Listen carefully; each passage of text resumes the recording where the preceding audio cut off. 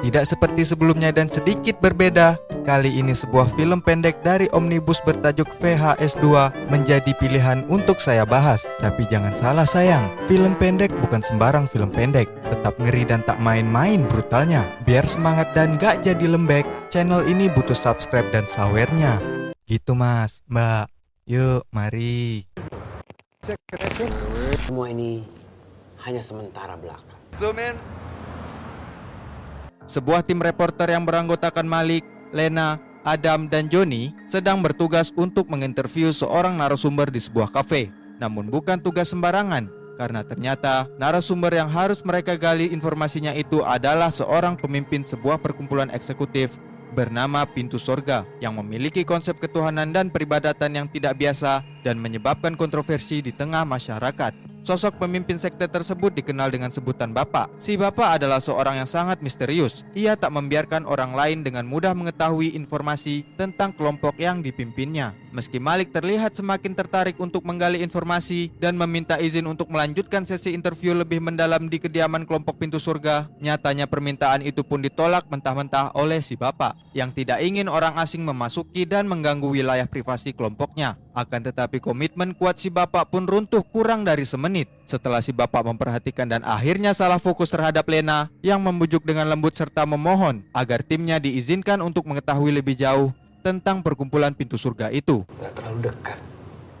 Maaf, cara metafor dalam pemikiran rohani kan Pak ya? Bukan. Cara keluarga Pintu Surga sih Pak. Maaf. Adalah sebuah organisasi yang sah. Maaf Pak, tapi justru karena itu Malik dan rekan-rekan pun mendapatkan izin mendatangi kediaman yang mana di tempat itulah berkumpulnya semua pengikut Pintu Surga. Joni pun mulai menyeting monitor dan berbagai peralatan yang terhubung dengan para kru, serta memasang kamera tersembunyi di belakang mobil mereka. Tim pun akhirnya disambut oleh istri dan salah satu anak dari si Bapak karena diketahui bahwa seluruh pengikut kelompok Pintu Surga otomatis menjadi anak si Bapak. Halo. Lokasi jauh juga ya Bu ya? Saya bukan anak kecil. Sang bapak telah memberikan. Cukup Lydia. Malik CS kemudian segera diajak bertemu dengan si Bapak yang sudah menunggu di dalam sana. Dituntun oleh istri si Bapak, mereka menyusuri bagian-bagian rumah yang dipenuhi aura suram dan ganjil di dalam sana. Tak hanya berisi simbol-simbol aneh berbau kesesatan yang kental, di sana juga terdapat kelas-kelas yang diisi para murid yang sedang bersenandung memuji Bapak mereka. Dan di tempat tersembunyi itulah para anggota Pintu Surga melakukan aktivitas mereka masing-masing. Johnny Adam. Johnny, Matu Bro. Mempunyai Maaf ya Bu ya.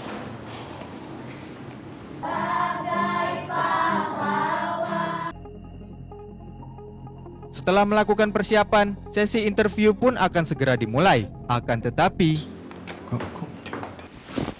Oke, kita akan mulai dari sini ya Pak ya.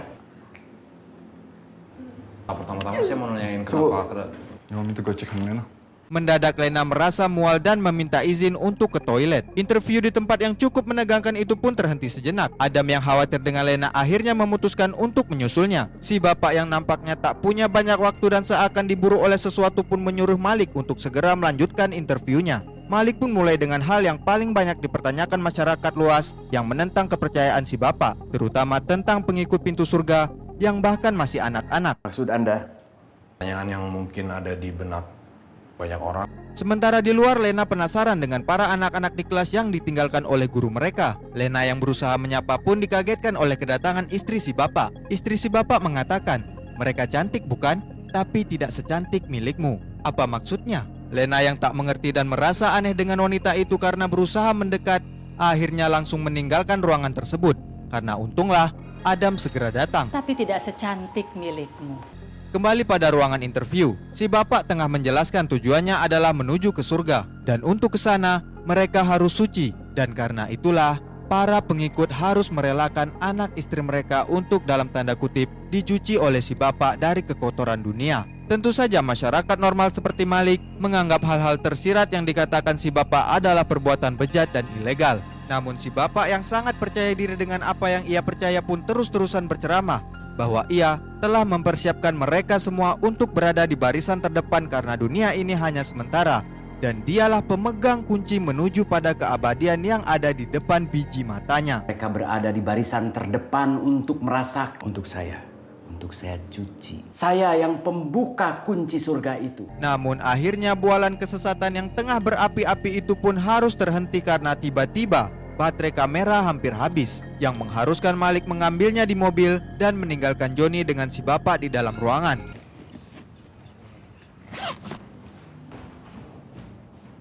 Ketika Malik mengambil baterai di mobil itulah, sesuatu yang di luar dugaan pun akhirnya terjadi. Dan justru hal mencengangkan muncul dari dalam pihak tim reporter ini sendiri. Malik menyaksikan percakapan Lena yang bersama Adam di dalam sana lewat monitor yang terpasang di mobil.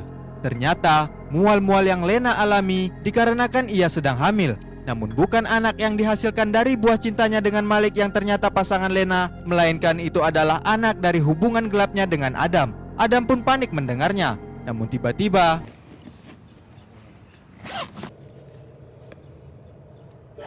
You heard me. I'm pregnant. And you're the father. Waktunya sudah tiba. terdengarlah suara bel yang membuat si bapak dengan sigap mengumumkan ke seluruh pengikutnya bahwa akhirnya waktu untuk mereka semua telah tiba. Di dalam kelas anak-anak murid yang berada di sana dibagikan minuman, sementara Lena tiba-tiba ditangkap oleh para wanita pengikut sekte sesat itu. Sedangkan si bapak terus memberikan tuntunan ke semua pengikutnya untuk mempersembahkan diri mereka tanpa perlu merasa ragu, lalu segera menuju ke surga yang sebenarnya penuh dengan bias dan kepalsuan. Jangan takut dengan apa yang akan kalian lakukan. Halangan, tapi dalam langkah. Johnny yang panik dan membuat si bapak yang tengah memimpin prosesi sakral itu terganggu pun harus menerima nasib naas. Ketika si bapak hilang kesabaran, makin menggila dan akhirnya menghabisi Johnny dengan sadis. Kamu tidak mau dengar. Dan di saat yang sama di bawah sana, Adam menemukan sebuah ruangan yang mencurigakan. Ia pun nekat masuk ke tempat yang lantainya penuh becekan darah itu. Alangkah mengerikan, ternyata di sana terdapat seseorang yang ditutupi oleh kain, terbaring tak sadarkan diri di tempat tidur persalinan. Dan ketika dibuka,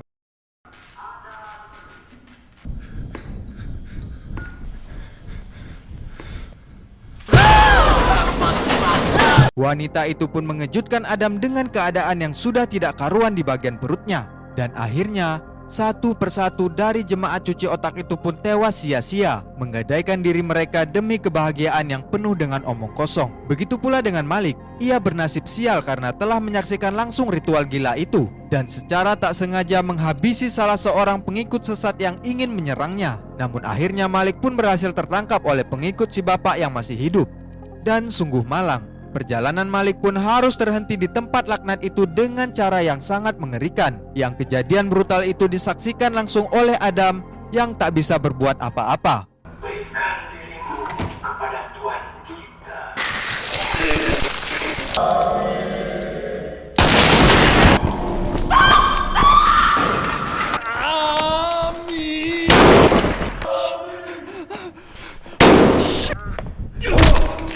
Hormatan Pak. Sampai ketemu lagi. Kegilaan belum berakhir. Kini Lena telah disandra oleh pengikut si bapak yang masih tersisa. Adam pun hanya bisa mengikuti secara diam-diam. Sambil bersenandung, si bapak memimpin iring-iringan pengikutnya yang membawa Lena dengan paksa untuk dikorbankan. Karena yang ditunggu-tunggu telah datang. Namun tiba-tiba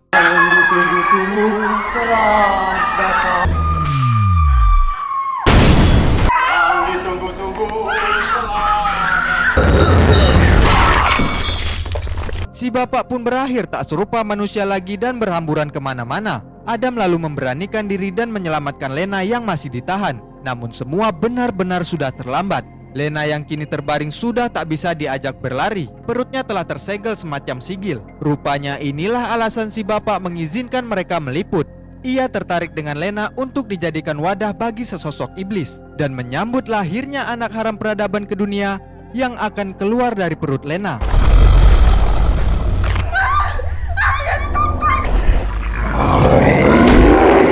Adam bukan main kalang kabut. Ia berusaha menyelamatkan diri dari kesatria neraka yang baru brojol itu. Akan tetapi, Adam pun mengalami Akan tetapi, Adam pun mengalami kesulitan keluar dari sana dikarenakan semua orang yang tadinya mati kini menjadi mayat hidup dan menghalanginya. Namun dengan susah payah, Adam pun berhasil keluar dan langsung tancap gas.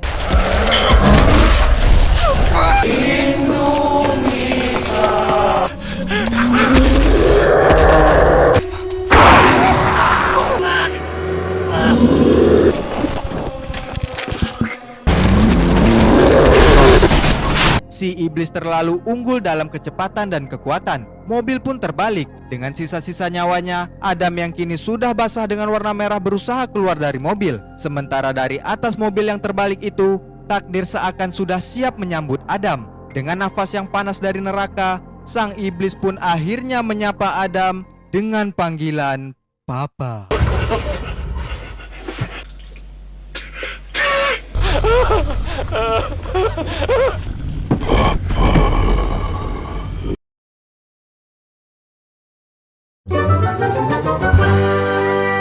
Terima kasih karena sudah menonton. Support kami dengan subscribe dan bantu perkembangan channel ini lewat link yang kami sediakan di deskripsi.